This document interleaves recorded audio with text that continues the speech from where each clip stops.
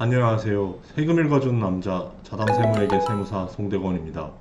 오늘은 조선일보가 만든 부동산 콘텐츠 플랫폼인 땅짓고 2022년 9월 27일자 기사 아빠가 전세 줄게 공짜로 자녀에게 무상 임차하면 증여세는 내용을 다루어 보도록 하겠습니다.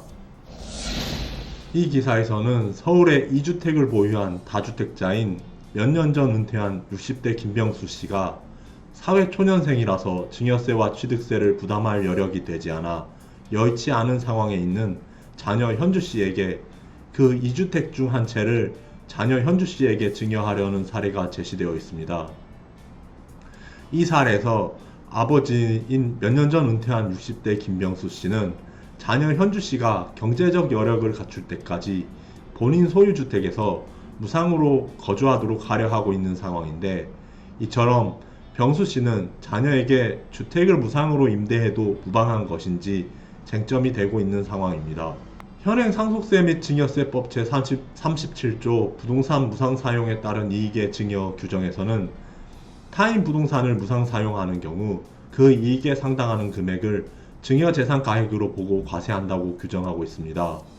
다만 그 이익에 상당하는 금액이 1억 원 미만인 경우에는 증여재산가액으로 보고 과세하는 것에서 제외하는데, 이때 동법 시행령 제27조 부동산 무상 사용에 따른 이익의 계산 방법 등 제3항에서 제시된 산식에 따르면 부동산 가액의 2%에 해당하는 금액을 1년 동안 적정 임대료로 보고 5년간 적정 임대료의 현재 가치를 사용자가 수중한 이익으로 본다고 규정되어 있습니다.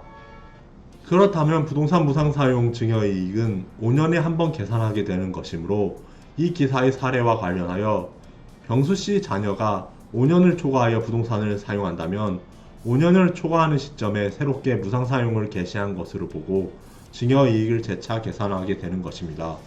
만약에 부동산 가액이 약 13억 원 이하라면 무상 사용이익이 1억 원 미만으로 계산되어 증여세가 과세되지 않는다고 합니다.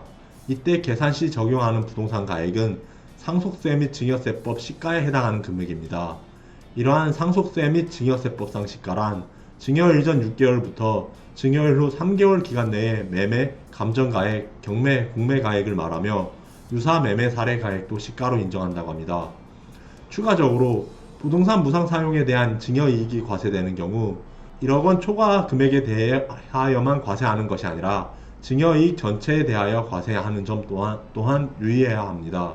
이러한 부동산 무상 사용 증여이익은 부동산 사용을 시작하는 시점에 5년 무상 사용을 가정해 일시에 과세하는 것인데, 만약에 수중자의 실거주 기간이 5년이 채 되지 않는다면 남은 기간에 대한 증여세 상당액은 경정 청구를 통해 환급을 받는 것이 가능합니다.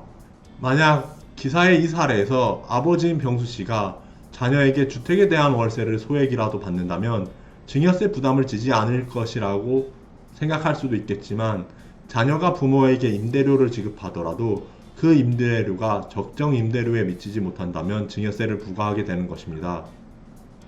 다만 이 경우에 적정 임대료와 실제 지급 임대료 차액의 적정 임대료의 30% 미만이라면 과세하지 않는 것인데, 여기에서 적정 임대료란 일반적인 시세에 해당하는 제3자 간 임대료를 말하며 불분명한 경우 부동산 가액의 2%를 적정 임대료로 본다고 합니다. 즉 아버지인 병수 씨가 자녀에게 임대료를 받더라도 일정 금액을 넘지 않으면 여전히 증여세가 부과된다는 것입니다. 기사에서의 이 사례와 같이 자녀에게 직접 부동산을 증여하는 것이 아니더라도 상황에 따라 증여세를 내야 하는 경우가 발생할 수 있다고 합니다. 즉 주택가액이 13억 원 이하라면 무상 임대에도 세금 문제가 없지만, 주택이 아닌 다른 부동산의 무상 임대나 저가 임대의 경우 예상치 못한 세금 문제가 추가로 발생할 수 있다는 점에 유의해야 한다는 것입니다. 이상으로 자담세무에게 세무사 송대건이었습니다. 감사합니다.